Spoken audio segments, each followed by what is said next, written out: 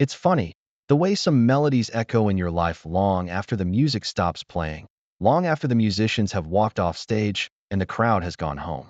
Some notes just linger, vibrating in the quiet corners of your heart, a reminder of something that once was, or something that could have been. For me, those echoes were a discordant symphony of a dream almost lost, a friendship betrayed, and a love that was anything but. I used to be a different person back then.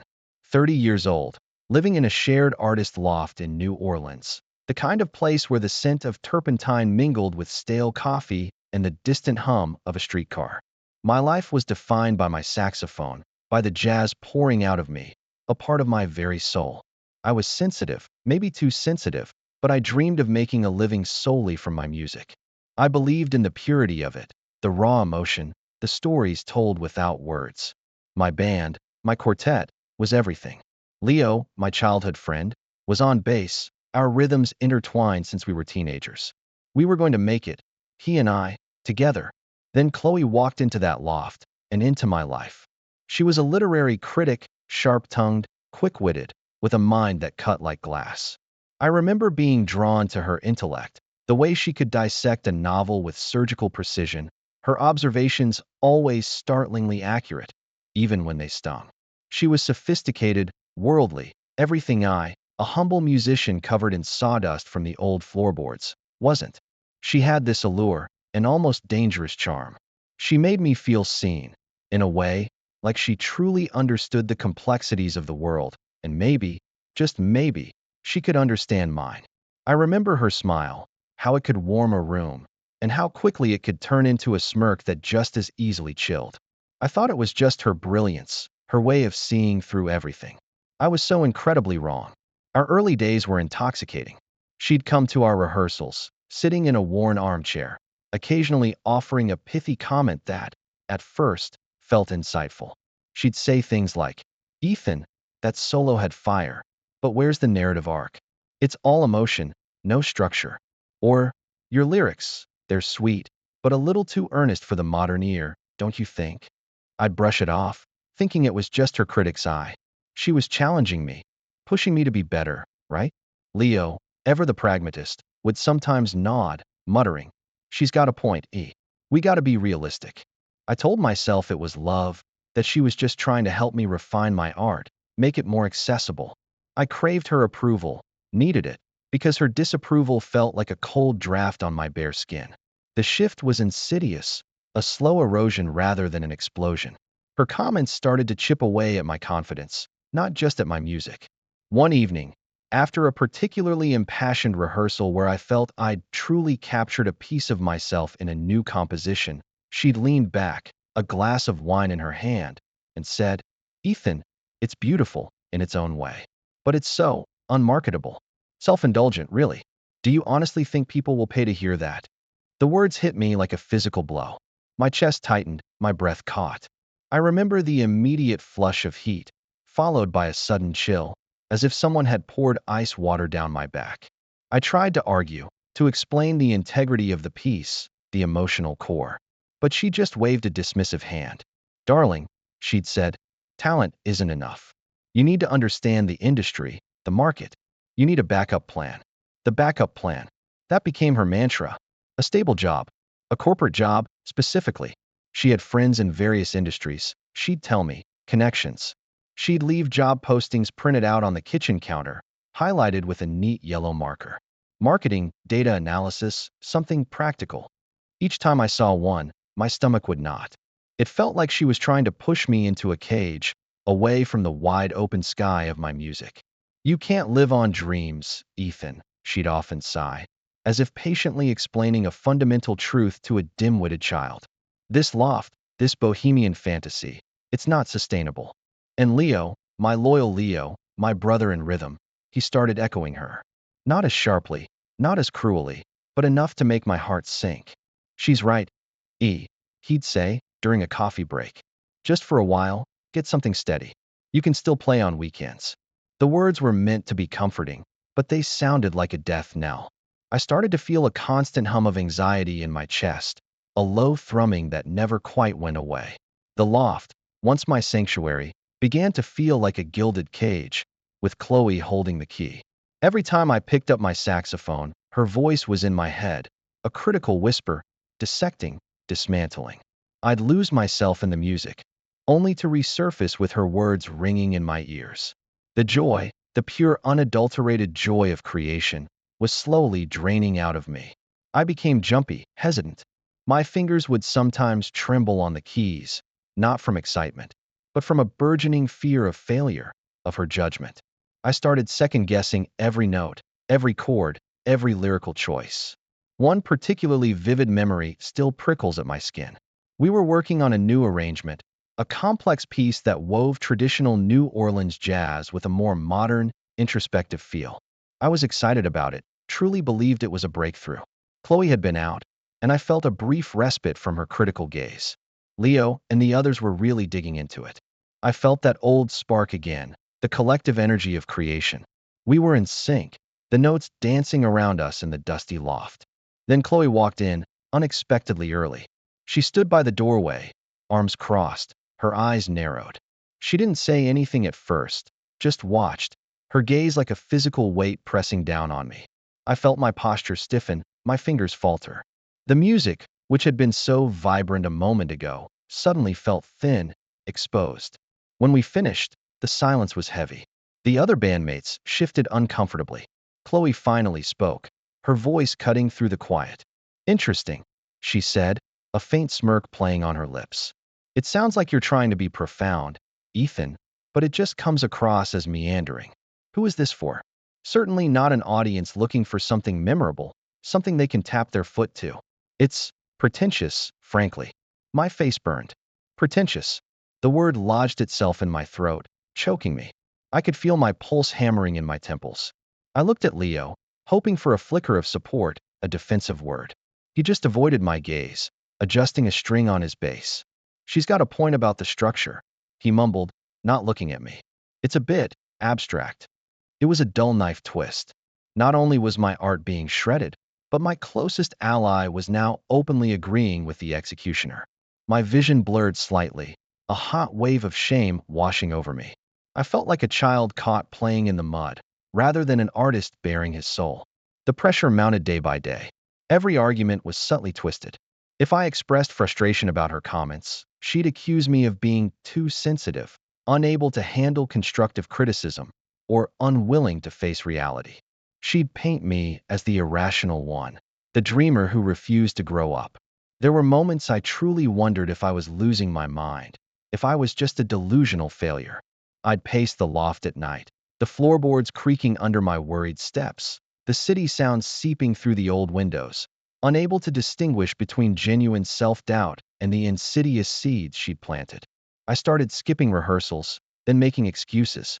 The music was still there, but the joy was gone, replaced by a suffocating sense of inadequacy. My hands felt heavy, my saxophone a burden. Then came the rehearsal that changed everything. The air in the loft was thick, not just with dust, but with unspoken tension. I had spent weeks on a new composition, pouring every ounce of my frustration and lingering hope into it. It was raw, honest, a plea for understanding disguised as a melody. I felt a fragile sense of pride in it, a last desperate grasp at my artistic identity. Leo was there, looking distracted, his eyes darting towards the door. The other band members were quiet, sensing the underlying current. We started playing. I closed my eyes, letting the notes flow, trying to recapture that feeling of pure, unadulterated creation, just for a moment. Halfway through, the door creaked open. Chloe. She wasn't supposed to be there. I opened my eyes, and my heart sank. Her presence alone was enough to make my fingers stumble. She leaned against the doorframe, a familiar look of condescension on her face. We finished the piece, the last notes hanging awkwardly in the air. I waited, dread pooling in my gut. "Is that it?" she asked, her voice laced with mock surprise, a short, sharp laugh escaping her lips. "Ethan, darling, honestly. It's so dramatic, so self-pitying. Who is this even for? You still haven't grasped the concept of commercial sensibility, have you? It's just a discordant mess. All sound and fury, signifying nothing." The words weren't new, but the public humiliation, the open mockery in front of my band, was a fresh wound. My face felt hot, then cold. My vision narrowed. I gripped my saxophone so tightly my knuckles turned white. My dream, my soul, was being flayed open, ridiculed, by the person I loved. I turned to Leo, pleading with my eyes, silently begging him to say something, anything. To stand up for me, for us, for our shared dream. He met my gaze for a fleeting second, his own eyes filled with something I couldn't quite decipher: guilt, cowardice. Then he looked away, cleared his throat, and took a deep breath. Ethan, he began, his voice strangely flat. Lou. K. Man, Chloe's right. About a lot of things. I've been thinking about what she said, about being practical. He paused, and my blood ran cold. I got an offer. A really good offer. To join the Groove Collective. They're doing that fusion stuff, playing big venues, making real money. It's a stable gig. And I'm taking it. The words hit me like a train. Not just his departure, but the way he delivered it, attributing it to her advice. My mind reeled. The Groove Collective. That commercial band we always mocked for their soulless, manufactured sound. You're leaving? I managed to croak, the air suddenly thick in my lungs. Leo, what about our band? What about everything we talked about? My voice was barely a whisper. He shrugged, avoiding my eyes. It's time to be realistic. Chloe's been saying it for months. This isn't going anywhere. You need to grow up, man. Grow up. The phrase echoed in my head, Chloe's voice overlaid with Leo's. In that instant, everything snapped into horrifying clarity. It wasn't just about my music. It was about her systematic dismantling of my identity, her insatiable need to control, to belittle. And Leo, my oldest friend, had not only stood by and watched, he had actively joined her. He hadn't just betrayed our band. He had betrayed our friendship, our shared history, our unspoken pact. My lifelong dream, the very core of who I was, lay shattered on the dusty loft floor, broken by the hands of the two people I trusted most. The sound of my own heartbeat roared in my ears, a frantic, desperate rhythm. I felt hollowed out, an empty vessel, all the air sucked out of my world. The loft, which once harbored my biggest dreams, now felt like a tomb. The days that followed were a blur of grief and despair. I barely left my room. The saxophone sat in its case, a silent, reproachful witness. I didn't touch it. The idea of playing, of creating, felt utterly futile, pointless. Chloe tried to be solicitous, in her own twisted way. See, Ethan, she'd say, her voice softer than usual, but with an underlying triumph I couldn't mistake.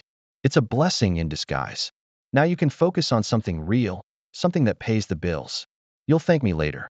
Her words felt like poison, seeping into my already bruised soul. I knew, with a certainty that chilled me to the bone, that I couldn't stay. Not in that relationship, not in that stifling environment. The love I thought I felt for her had curdled into a bitter, resentful emptiness. My chest ached constantly, a dull, pervasive pain that no amount of sleep could ease. I felt utterly alone, completely adrift. I ignored her mostly. I moved through our shared space like a ghost, eating meals in silence, avoiding eye contact. She eventually stopped trying, her patience wearing thin. There was a quiet, cold war, the air between us thick with unspoken animosity. Leo called a few times, leaving messages that sounded strained and awkward, talking about his new gig, trying to justify himself. I never called him back. The silence felt safer than the sound of his betrayal. One morning, I woke up with a clarity that felt almost shocking after weeks of emotional fog. I was looking at myself in the cracked mirror above the sink, and I didn't recognize the hollow eyes, the slumped shoulders. This wasn't Ethan. This wasn't the boy who dreamed of making music, who lived for the thrill of a perfect chord progression. This was a shadow, and a quiet, fierce anger began to stir within me, a tiny ember in the ashes of my self-esteem. Not anger at Chloe or Leo, not entirely. It was anger at myself, for letting them strip me bare, for allowing their narratives to become my truth. I opened the saxophone case. The polished brass gleamed, reflecting the dim morning light. It felt heavy in my hands, but also familiar, comforting. I brought it to my lips, slowly, tentatively. A single note, hesitant and raw, floated through the quiet loft. It sounded fragile, wounded, but it was my note. It was the sound of defiance. That day, I started packing. Not just my clothes, but my instruments, My music, my tattered old jazz records. Chloe watched me from the doorway, a look of bewildered annoyance on her face. What are you doing, Ethan? She asked, her voice tight. Don't be dramatic. Where will you go? I didn't answer. I just kept packing, my movements deliberate, resolute. The fear was still there, a cold knot in my stomach, but it was overshadowed by a burgeoning sense of liberation. I wasn't just leaving a person, I was leaving a narrative, a poisoned reality she had meticulously constructed for me. I found a small, cheap apartment in a quieter part of the city, away from the constant echo of the loft and its memories. It was cramped, but it was mine, and it was silent. In that silence, I started to play again, truly play, without judgment, without inhibition. It was rusty at first, the music hesitant, reflecting the broken pieces of my spirit. But slowly, gradually, something began to mend. I started venturing out, seeking new sounds, new faces. I stumbled upon an open mic night at a tiny, dimly lit club in the Marigny. It was raw, unpretentious, filled with other dreamers, other artists, some polished, some still finding their voice. I watched, listened, and for the first time in a long time, I felt a spark of hope. The music wasn't perfect, but it was honest. It was alive. One night, fueled by a nervous energy and a desperate need to express myself, I signed up. My hands were shaking as I walked onto the small stage, the saxophone feeling like a lead weight. I played a new piece, one that poured out all the pain, the betrayal, the fragile hope of rebirth. When I finished, the small crowd didn't just clap politely. They cheered. They understood. They felt it. A warmth spread through me, a feeling I hadn't experienced in years. It was validation, not from a critic, but from fellow souls. I started going back, night after night. I met other musicians who believed in music for music's sake. They didn't talk about marketability or commercial sensibility. They talked about soul, about connection, about truth. I formed a new band, not a quartet this time, but a trio, a drummer with a heartbeat rhythm and a bassist who played with a quiet, profound empathy. We called ourselves the Echoes, a wry nod to the echoes that had nearly drowned me, now repurposed into something beautiful. I wrote music that deeply reflected my experiences, my journey through the darkness and into the light. I wrote about betrayal, about finding strength in vulnerability, about reclaiming my voice. It wasn't just music, it was therapy. It was my story, told in notes and melodies. We played in those small clubs, in dive bars, for appreciative, intimate crowds. We poured our hearts out, and the audiences poured their hearts back. Then, one day, we decided to record an independent album. It was a shoestring operation, funded by odd jobs and the generous contributions of friends. I remembered Chloe's words, her certainty that my music was unmarketable. But this time, her voice was a distant echo, a faint whisper against the roar of my own conviction. We released it online, just put it out into the world with no expectations. And then, something incredible happened. The album started gaining traction. Local blogs picked it up. Then a national jazz magazine wrote a glowing review, praising its raw emotional honesty and unique blend of tradition and introspection. Critics, the kind Chloe admired, hailed it as a refreshing departure from commercial sterility. It wasn't a sudden explosion of fame, but it was real. It was authentic. It was everything Chloe said it couldn't be. The success, though modest, was a profound validation. Not of my talent, not just of my music, but of my self-worth. It solidified my artistic voice, proving that my path, my truth, was viable. I never heard from Chloe directly after that. I imagine she saw the articles, heard the buzz. Maybe she even felt a flicker of something, surprise or regret. Leo reached out once, a clumsy email congratulating me. I didn't reply. There was no anger left, just a quiet understanding. Their journey was theirs, mine was mine. Now, years later, I still play in New Orleans. The echoes have grown, found our niche, our sound. I live comfortably, not lavishly, but my music sustains me, body and soul. The loft still stands, a monument to a past life. Sometimes, when the wind blows a certain way, I can almost hear the faint, critical whispers of Chloe, the soft betrayals of Leo. But they're just echoes now, distant and powerless. My own music, my own story, sings louder. It's a bittersweet melody, one that acknowledges the pain but celebrates the resilience, the rebirth. It's the sound of liberation, the triumph of a sensitive heart that learned to beat its own rhythm against all odds. And it is, finally, a harmony I can live with.